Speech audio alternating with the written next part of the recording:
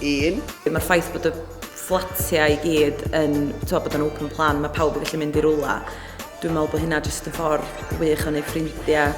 Mae bywyd cymdeithasol yn sgelyn ffantastig, a mae o wirioneddol yn un o profiadau gorau bywyd fi, byw na. 2.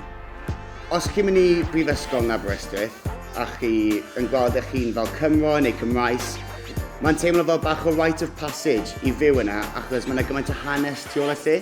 3. Un o'r prif resymau i fewn Pantycelyn yw'r ardaloedd cymunedol. O'r lolfa i'r ffreitur, lle chi'n eistedd lawr yr un pryd pob diwrnod efo'ch criw o ffrindiau ac i gwrdd â pobl eraill. 4.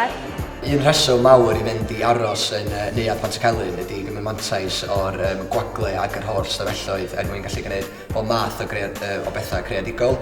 5. Y reswm fwyaf i fewn Pantycelyn yw'r ffrindiau. Mae ffrindiau gorau fi yn dod o Pantycelyn. Nes i gwrdd â nhw yn yr wythnos cyntaf a ni dal yn ffrindiau gorau nawr. Ni'n byw yn llefydd gwahanol yn y byd a ni dal fel o'n i ar y diwrnod cyntaf na pan nath ni cwrdd.